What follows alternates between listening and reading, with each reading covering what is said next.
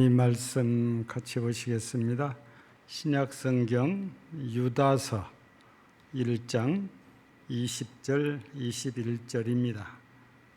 신약성경 398쪽입니다. 신약성경 398쪽 유다서 1장 20절 21절 두 절 봉독해 드리겠습니다. 사랑하는 자들아, 너희는 너희의 지극히 거룩한 믿음 위에 자신을 세우며 성령으로 기도하며 하나님의 사랑 안에서 자신을 지키며 영생에 이르도록 우리 주 예수 그리스도의 긍휼을 기다리라. 아멘. 찬양대에 찬양으로 하나님께 영광 돌리시겠습니다.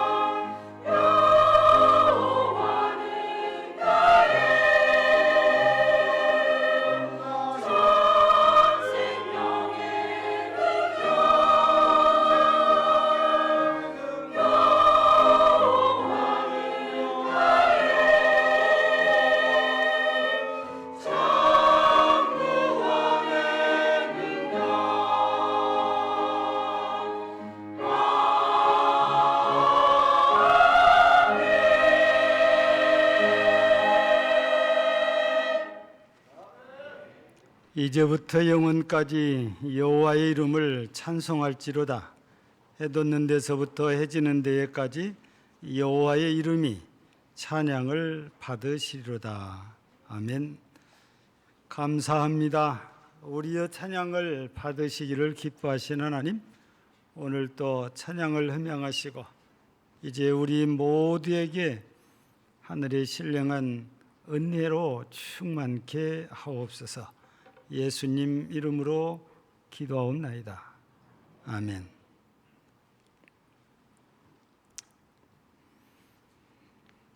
우리나라에도 같은 이름이 참 많지요.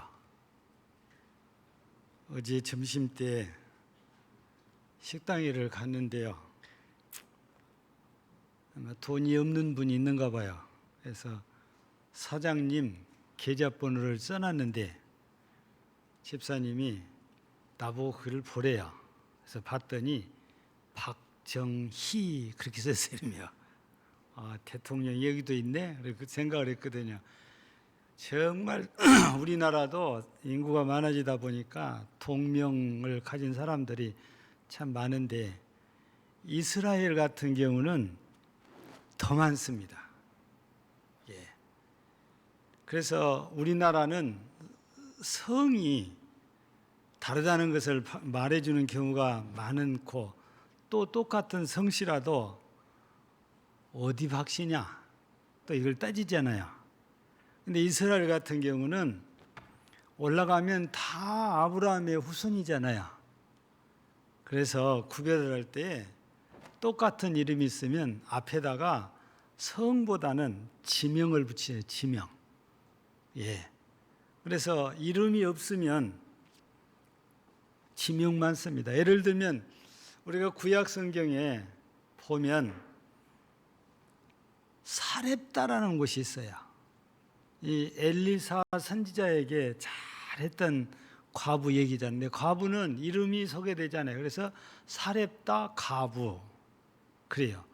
또 엘리사의 스승인 엘리야 시대에는 사르밧이 나와요.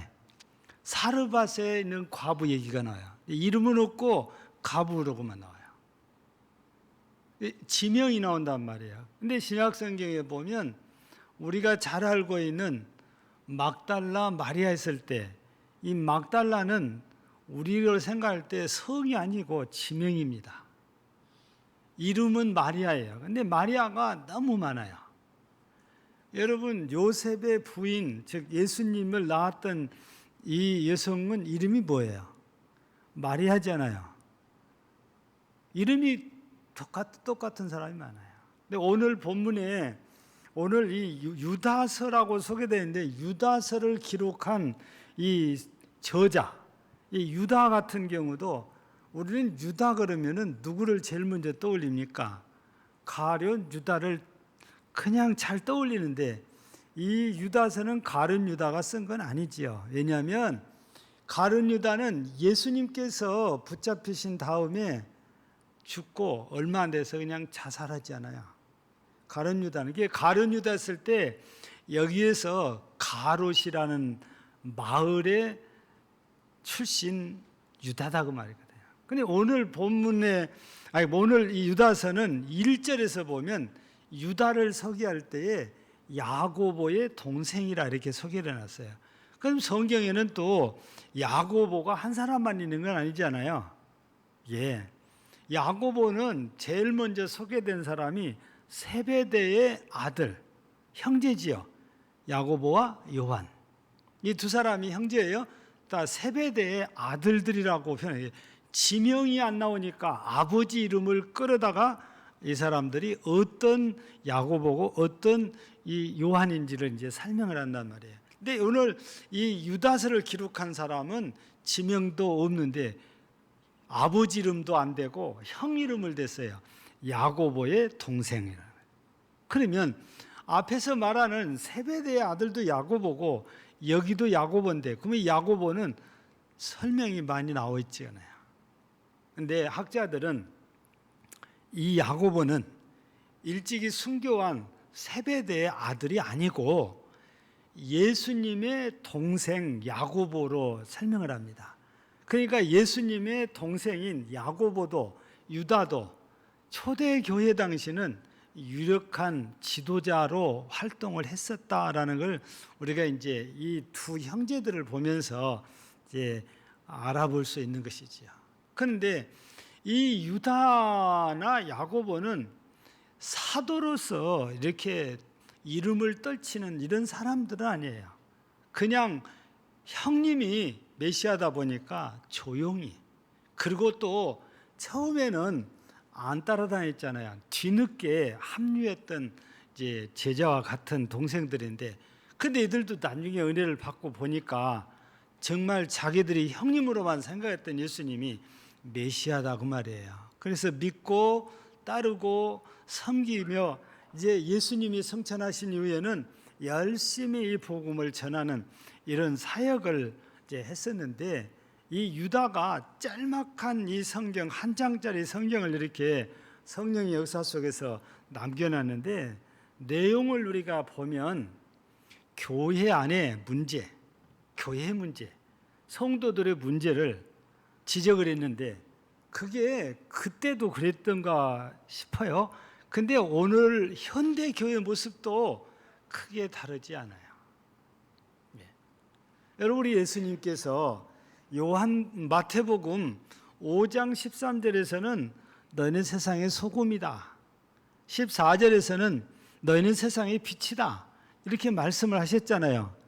근데 우리가 소금, 빛과 같은 삶을 통하여 세상에 덕을 끼쳤으면 오늘날 대한민국에서 교회를 보는 시각들이 지금과 같지는 않을 거예요. 근데 소금과 빛의 역할을 못하다 보니까 지금 교회를 보는 국민들의 시각은 곱지가 않습니다. 다 부정적으로 보는 게 많지요. 아예 뭐 사이버상에서는 대놓고 욕을 이렇게 하는데, 우리 그리스도인이나 교회만 욕은 게 아니고 하나님께도 욕을 해요. 심지어는 가장 애국자 같이 큰 소리 치고 있던 전 아무개 목사님이 대중 앞에서 막말을 하게 되죠. 자기가 시킨 대로 하면 하나님 너도 나한테 혼나. 목사 입에서 그런 말이 나가니까 이전에 저분이 정말 대한민국을 아끼고 사랑한다 했는데, 이 말 나간 뒤에 대한민국의 목사님들이 전부 등을 돌리기 시작한 거예요. 저 사람 이상한 사람이다. 어떻게 일개 목사가 하나님께 하나님 너 나한테 혼나 그래요? 그거 할 말입니까? 이 우습게 되버려요. 그러니까 목사가 말 한마디 실수한 게 목사가 하나님보다 높은가 보네. 그러니까 하나님을 향해서도 욕을 해버린 거예요, 세상 사람들이. 우리 그리스도인들이 당연히 소금 역할이 되고 빛 역할이 되는데 그걸 못하니까 세상에서 보는 교회의 시각이, 눈의 시각이 아주 부정적으로 바뀌어졌다고 말이에요. 그래서 현재 한국교회는 별 힘이 없는 교회가 됐죠. 성경에서는 이런 경우 이런 표현을 씁니다. 해산할 날이 됐는데 해산할 힘이 없다고. 지금 한국 교회가 뭔가 개혁을 하고 새로워져야 되는데 그런 영적인 힘이 없다고 말이에요.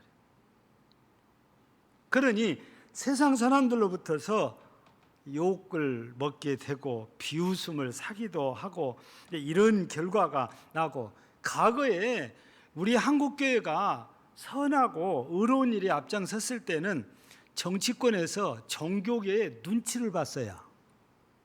근데 지금은 정치권에서 기독교 눈치를 안 봅니다. 쟤네들 별것도 아니에요. 왜냐하면 잘 싸우잖아요. 잘 또 흩어지잖아요. 그러니까 쟤네들은 별것 아니야. 정치권에서 우리 개신교를 볼 때 그렇게 보고 있습니다. 천주교의 추기경 앞에는 각듯해도 우리 개신교의 대표들이 가면 대통령들이 정중하게 잘 대하지 않아요. 그래서 과거 이전 대통령께서도 목사들만 없고 고통을 치고 난리가 났잖아요. 코로나 때. 예배 드리게 해달라고 왜 예배를 중지하십니까 했더니 그렇게 큰 소리를 고통을 치고 화를 냈다고 그렇게 우리가 듣고 있거든요. 왜냐하면 우리가 속해 있는 우리 교단의 총회장이 그 말을 했기 때문에 그게 그대로 우리들한테 전달이 왔어요. 그때 총회장이 아마 총회 역사상 참 젊은 분이에요. 저보다 나이가 적은 분이 총회장이 있고 우리 지역에서 가까운 남원 출신이에요. 이분이 총회장을 이렇게 했는데 경기도 용인에 있는 세된 교회 목사님이 총회장을 했었거든 그때요. 그래 대통령님께 그걸 전했더니 화를 냈다. 그래서 그 자리에서 그 대통령이 화난 그 순간부터 말하면서 목사들이 아무도 말을 안 하고 입 다물고 그냥 주는 밥 먹고 나왔다고 그렇게 알고 있거든요. 정치권에서 우리 기독교를 지금은 겁내지 않는다 이런 말씀이거든요. 왜 이렇게 됐을까? 이걸 한마디로 바꾸면 교회가 그동안 성장주의에 빠져서 보니까 세속화가 돼. 어떻게 하든지 교회만 성장하면 된다 해서 세속화가 된 게 물량주의잖아요. 그래서 숫자만 늘리는 거예요. 그래서 우리도 여러 차례 시행했어도 우리는 별로 재미를 많이 못 봤지만 엄청난 그 돈을 쏟아붓고 인원을 동원하고 그래서 사람들을 초청하고 그런 일들이 이제 많이 생겨서 숫자가 늘어난 교회도 실제적으로 있기도 합니다. 그런데 사람들의 보는 시각은 교회가 예배당만 크고 성도들만 많으면 왕인 것처럼 생각해요. 근데 우리는 늘 하나님 앞에서 겸손하게 생각해야 됩니다. 건물도 아니고 숫자도 아니고 진실한 신앙을 가진 사람이 교회 안에 얼마나 있느냐가. 에레미야 선지자를 통해서는 예루살렘을 향하여서 하는 말이잖아요. 이 예루살렘을 하루 종일 돌아다니도 의인 몇 명이 없다고 그래요. 한 명이 없다는 거예요. 한 명도 없다는 겁니다. 왜 하나님께서 예루살렘을 심판하실 수밖에 없냐? 의인이 없어요. 의인이 없다는 것은 하나님을 바르게 알고 바르게 섬기는 이가 없다 그 말이거든요. 그러니 우리는 숫자도 무시할 수 없고 건물도 무시할 수 없지만 그보다 더 중요한 것은 하나님께서 인정하시는 바른 신앙, 성경적인 신앙관을 가진 성도들이 얼마나 많냐가 정말 중요해요. 바른 신앙관을 가진 사람들은 아무리 힘들고 어려운 일 있어도 요동치 않습니다. 그런데 올바른 신앙관을 갖지 않으면 어려우면 등 돌리고 떠나는 일들이 생기거든요. 예. 그래서 교회라는 것은 세상과 달라야 되는데 지금은 세속화돼 가지고 교인들도 큰 교회를 선호하고 큰 교회를 잘 찾아가잖아요. 이유 중에 하나입니다. 내가 장사를 하는데 그래도 큰 교회를 가야 교인들이 많아야 내 물건 하나도 팔아준다. 이런 생각을 갖고 있어요. 이게 그 자체가 지극히 세속적인 거잖아요. 그리고 또 세속주의 중에 하나는 우리가 이기주의 내지는 개인주의예요. 나는 아닌데 이렇게 생각을 여러분들도 하실 수 있지만 여러분들이 한번 이 말씀을 들어보세요. 나가 개인주의고 이기주의인지 아닌지를. 우리 지난주에도 참 더웠습니다. 근데 내 속해 있는 기관이나 내가 속해 있는 구역 성도들에게 더운데 어떻게 지내세요? 전화라도 한번 하신 분 손 들어봐요. 왜 아무도 없죠? 나밖에 모르는 거예요. 내가 힘들면 우리 다른 집사님도, 다른 성도님도, 다른 장로님도 힘들겠다. 여러분, 그거 생각을 하고 내가 먼저 전화 한 통화해서 안부를 물었더라면 그분은 얼마나 고마워하겠어요. 근데 우리는 그런 거 잘 안 하고 삽니다. 그냥 주일날 와서 예배드리면 나는 신앙생활 열심히 해, 이런 생각을 하거든요. 교회는 개인이 아니고 공동체잖아요.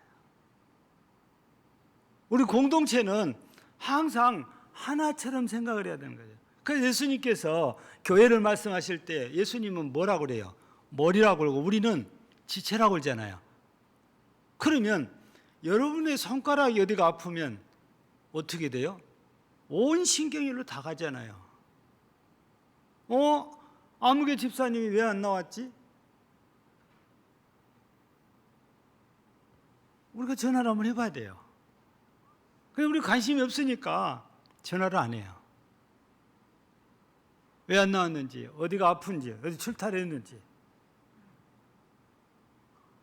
이게 우리가 나밖에 모른다는 거예요. 개인주의예요. 이게 아닌 것 같아도 이게 세속주의거든요. 그래서 세상에서는 다른 아이들은 상관없어요. 내 아이만 공부 잘하면 되고 내 아이만 출세하면 되는 거예요. 그 사람들이 장사할 때도 다른 사람들은 망해도 나만 돈을 벌면 되는 거예요. 그러니까 우리가 먹는 음식을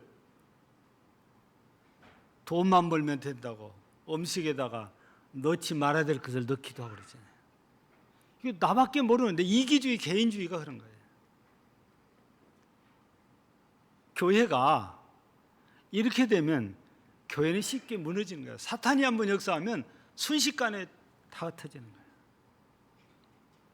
서울 가면 참 특별한 교회가 하나 있어요. 한 4,000에서 5,000 명 정도 모입니다. 뭐 대형 교회라고 할 수 있지요.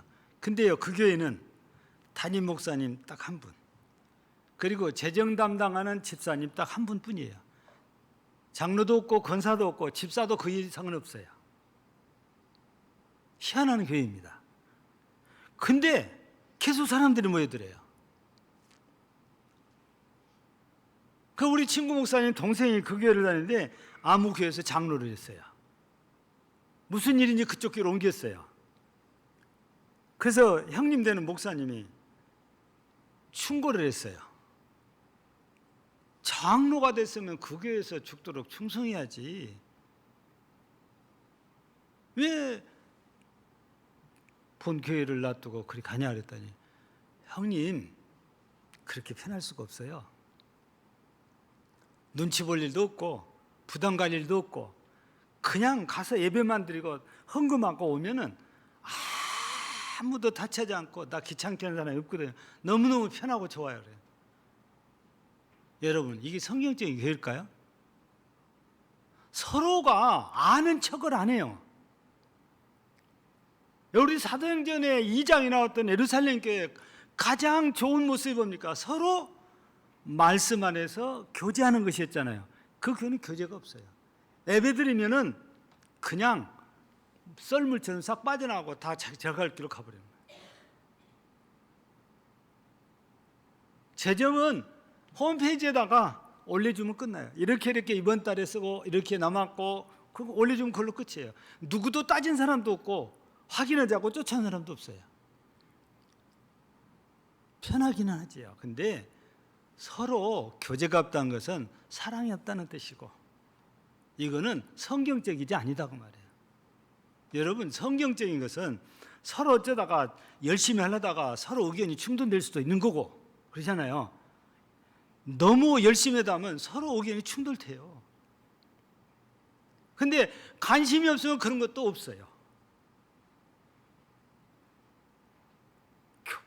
교회를 그냥 예배만 한번 드리는 곳으로 생각을 하고 이렇게 바뀌다 보니까 교회가 무슨 일에 힘을 쓰려고 할 때 사람들이 힘을 안 모아지니까 성도들이 힘이 안 모아지니까 힘이 없는 교회가 되어버린 거죠. 그게 한국 교회가 이런 모습으로 바뀌어가잖아요. 이거는 성경적이지 않다고 말해요. 성경적인 교회는 서로 사랑해야 돼요. 모이기를 힘써야 돼요. 서로 관심하고 교제하는 교회가 돼야 되잖아요. 이렇게 되니까 정치권에서도 세상에서도 교회 별것 아니다 이렇게 보고 우습게 생각을 한다고 말입니다. 그런데 우리가 읽어보지 않았지만 유다서를 보면 당시에는 그랬대요. 교회가 이렇게 세속화되는 게 된 것은 4절에 보면 뭐라고 이렇게 소개를 하냐면은 가만히 들어온 사람 몇이 있음이라 그랬습니다. 근데 이 가만히 들어온 몇 사람 때문에 어떤 결과가 이루어지냐? 은혜를 도리어 방탕한 것으로 바꾸고 홀로 하나이신 주제 곧 우리 주 예수 그리스도를 부인한다 그래놨어요. 몇 사람이 가만히 들어오더니 교회가 이렇게 바뀌어지기 시작한단 말이에요. 예. 또 그것으로 끝난 게 아니고 7절에 보면 소돔과 고모라와 그 이웃 도시들도 그들과 같은 행동으로 엄난하며 다른 육체를 따라 가다가 영원한 불의 형벌을 받음으로 거울이 되었느니라. 세속화되더니 결국에 타락해서 영원한 불의 형벌을 받게 됐다. 세속화되면 이렇게 바뀌기 시작하거든요. 그것으로 또 끝나지를 않아요.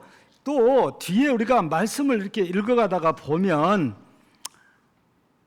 성찬이죠. 성찬, 애찬인데 그 애찬이 12절에 보니까 그들은 기탄 없이 너희와 함께 먹으니 너희의 애찬에 암초요. 여러분, 애찬은 지금 맛있는 음식을 먹고 재밌게 먹고 즐겁게 먹는데 암초가 뭡니까? 암초는 숨겨져 있는데 어느 땐가 엄청난 해를 끼칠 수 있는 게 암초잖아요. 그래서 못 모르고 항해하던 배가 암초에 걸려서 배가 깨지잖아요. 파손하잖아요. 그 암초가 바위일 수도 있고 지금은 빙하도 날이에요. 빙하가 많이 녹아내려서 물 위에 안 보이는데 물 속에가 얼음 덩어리가 있다가 배하고 부딪히잖아요. 여러분들 한 번쯤 영화 보셨죠? 타이타닉. 이게 바로 빙하인 암초에 부딪혔다가 배가 깨져버린 거잖아요. 여러분, 잔치 자리에 와서 우리가 은혜를 나누는데 암초가 있다는 것은 그것 때문에 교회가 깨진다고 말해요. 무서운 일이잖아요. 그러니까 세속주의가 되면은, 이 세속화가 되면 이런 무서운 일들이 우리도 모르게 생겨나요. 그래서 오늘 20절에서는 이런 일이 없도록 하기 위해서 우리가 믿음의 반석 위에 거룩한 믿음에 굳게 서야 된다. 이 말씀을 우리에게 해 주신 거거든요. 그러면 우리가 우리 자신을 믿음의 거룩한 믿음에 굳게 세우려면 그 뒤에 이어진 말이 성령으로 기도하며 그래놨습니다. 우리 그냥 뒤에 걸 앞에 걸 떼나면 기도하고 살아야 된다, 기도해야 된다고 말해요. 우리 하나님께서 주신 말씀이 다 중요하고 강조해야 되지만 우리 기도합시다, 기도합시다 이 말은 수천 번을 해도 수만 번을 해도 과하지 않는 거예요. 기도는 우리가 평생을 하고 살아야 될 일이잖아요. 근데 우리 기도 안 해도 뭐 별 볼 일 없다, 괜찮다 그래요. 처음에는 아무 표도 안 나겠죠. 그런데 계속해서 기도를 안 하면 무슨 일이 생긴지 아세요? 기도 안 하는 사람이 회개를 할까요, 안 할까요? 기도를 안 하는데 언제 회개를 합니까? 세속의 죄악의 때가 기도를 안 하고 사면 점점 두터워져서 이제는 두꺼운 철판처럼 나한테 붙어 있는 거예요. 그래서 안 떨어져요. 근데 본인은 그걸 모릅니다. 그래서 봉사도 하겠다고 그러고 무엇도 하겠다고 하는데 말만 하면 모든 게 세속적인 언어예요. 복음적이고 은혜적인 게 아니에요. 그 본인은 그걸 못 느껴요. 왜냐하면 세상의 죄악의 때로 찌들어져 있기 때문에 본인은 못 느끼는 거예요. 우리 기도 안 하면 우리도 그렇게 된단 말이에요. 내가 믿음에 굳게 서 있는 것이 아니고 믿음과 전혀 상관없이 그냥 믿음 있는 척만 하고 사는 거지요. 예. 겉으로 보면 거룩한 것 같아요. 근데 그렇지 않아요. 우리가 이 시대에 세속화되지 않는 거룩한 교회, 거룩한 성도가 되려면 깨어서 우리 기도해야 됩니다. 그것도 그냥 기도가 아니고 성령으로 기도해야 돼요. 그러면 그냥 기도와 성령의 기도가 뭐가 다른데요?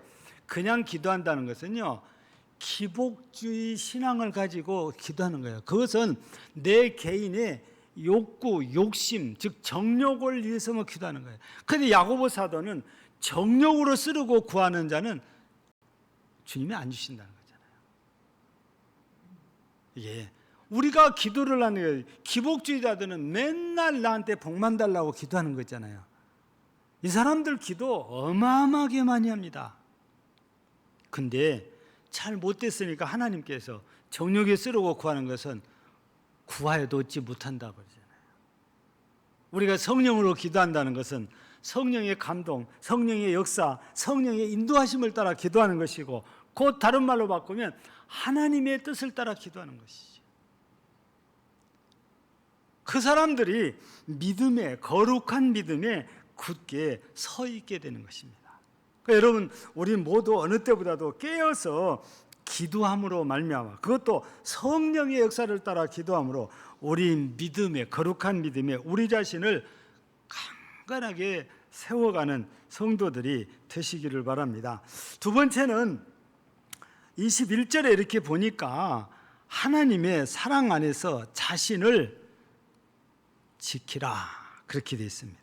우리가 믿음에 굳게 서 있다는 것은 하나님의 사랑 안에 서 있는 걸 말한단 말이에요. 주 안에서 사는 것, 예수 그리스도의 사랑 안에서 사는 거잖아요. 우리 예수님께서도 우리를 사랑하십니다.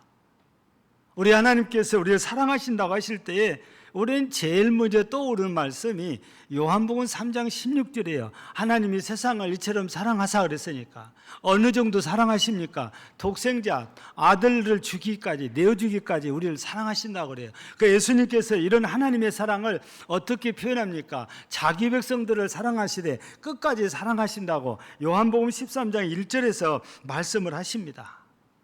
하나님께서 우리를 사랑하신다고 그러잖아요.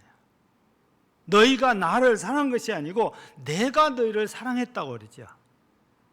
그래서 우리 하나님께서 우리를 하나님의 사랑 안에 거하기를 원하고 계십니다. 그 오늘 본문에서도 하나님의 사랑 안에 우리를 세워라, 지켜라, 이렇게 이제 얘기를 하고 있는 거지요. 그냥 우리가 입으로만 사랑한다가 아니고 우리의 행위가 사랑의 행위가 되는 거죠. 사랑의 행위는 수고와 섬김이에요. 그래 데살로니가 교회도 사랑의 수고가 있다고 데살로니가 교회를 칭찬을 하고 있습니다. 사랑하는 교회가 우리가 하나님의 사랑 안에 있는 교회요, 성도라고 할 수 있죠. 여러분, 하나님의 사랑 안에서 떠나면 하나님께서 싫어하시잖아요. 여러분, 요한계시록 2장을 보세요. 에베소 교회 이야기. 뭐라고 책망하십니까? 너희가 처음 사랑을 잃어버렸느니라. 당장에 회복해라. 그렇지 않으면 촛대를 옮기겠노라. 믿음만 잘해서 믿음을 강조한 것이 나쁜 건 아니지만 사랑이 없으면 고린도전서 13장에서는 아무것도 아니라고 그래요. 사랑이 없으면. 여기 그래서 진짜 우리 믿음이 거룩한 믿음이 우리가 잘 세워진다는 것은 사랑 안에 거하는 것, 그것도 하나님의 사랑 안에 거하는 것이 바로 우리가 거룩한 믿음에 우리 자신을 세워가는 것입니다. 뿐만 아니라 우리가 거룩한 믿음에 굳게 세워져 가야 되는데 이것도 미래적인 거예요. 지금 말씀드린 건 현재적이라면 세 번째는 미래적인데 21절 보면은 이런 말씀이 있어요. 영생에 이르도록 우리 주 예수 그리스도의 국류를 기다리라. 여러분, 기다린다는 것은 아직 이루어지지 않았다는 거잖아요. 우리 개신교인들이 착각하면 안 되는 일이 뭐냐? 내가 구원받았다는 이 사실에 빠져 있는 거예요. 이게 무슨 말씀이냐면, 제가 늘 구원파 얘기를 하는 건 아니고 종종 이렇게 하잖아요. 구원파가요, 죄사함의 교리를 정말 잘 가르쳐요. 똑소리나 가르칩니다. 근데 거기까지는 참 좋아요. 근데 그 다음에 죄사함의 교리를 교육하고 나서 당신은 구원받는 걸 믿습니까? 믿는다 그래요. 그러면 그때 선언을 합니다. 아무개는 2023년 8월 20일 11시 48분 30초에 구원받았다는 거예요. 그래서 그 사람들은 그때부터 구원의 확신을 갖는데요. 여러분, 구원받았으니까 이제 얼마나 감사해요. 그러면 더 열심히 하나님을 섬기고 하나님께 정말 충성을 다하는데, 그때부터 나는 구원이라는 라이센스를 받은 사람인 것처럼 이제는 구원받았으니까 다른 것 안 해도 된대요. 교회를 안 나가도 되고, 헌금을 안 해도 되고, 예배를 안 드려도 되고, 기도를 안 해도 된대요. 이게 말이 되냐고 말이에요. 이게 구원파예요. 여러분, 오늘 말씀에는 그리스도의 국류를 기다리라고 그러잖아요. 이게 무슨 뜻이냐? 우리가 구원받은 건데 아직 완전 구원을 받은 게 아니에요. 우리는 불완전한 구원 상태예요. 완전 구원이 이루어지려면 예수님께서 재림하셔서 우리를 데리고 하나님 나라로 들어가야 완전 구원이 이루어진 거예요. 그래서 우리는 예수님이 재림하셔서 우리를 국률의 기사 하나님 나라로 데려가도록 우리가 기다리고 사모하고 있어야 돼요. 그런다면 믿음이 굳게 서인해야 되잖아요. 여러분, 구원이 어떤 자격증 딴 것처럼 생각하면 안 돼요.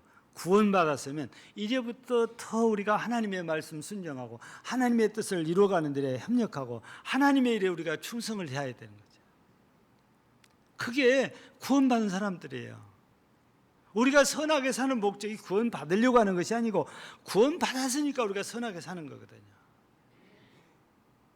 그래서 우리 믿음을, 우리가 거룩한 믿음에 굳게 서 있는 것은 이렇게 아직 미완의 상태에 있는 구원의 역사가 완전하게 이루어질 때까지 그리스도의 국률하심을 늘 사모하고 기다리며 살아야 돼. 그러면 어쩔 수 없이 우리가 믿음으로 살 수밖에 없는 거지요. 사랑하는 우리 성도 여러분, 우리는 누구나 다 하나님 나라에 가는 걸 사모하고 예수를 믿고 있습니다. 근데 세상에서는 사탄이 너무 우리를 미혹을 많이 해요. 유혹을 많이 해요. 예, 여러 가지로. 그 중에 오늘 성경에서 소개된 거 보면 정욕이란 말이 나왔잖아요. 이걸 우리가 다른 말로 바꾸면 욕심입니다. 내 속에 욕심이 들어와요. 사탄이 심어준 욕심. 이 욕심도 우리는 뭐 돈만 생각하는데 아니에요. 여러 가지 욕심이 있잖아요. 예. 근데 욕심이 야고보서 1장 15절을 보면 무서운 거예요. 욕심이 죄를 지게 하고 결국에 죄 때문에 죽는다고 말이거든요. 그 욕심을 우리가 떨쳐내는 것이 싸움이에요. 영적인 싸움, 선한 싸움. 예. 그래서 우리가 내 자신을 거룩한 믿음에 세우는 것은요, 싸움입니다.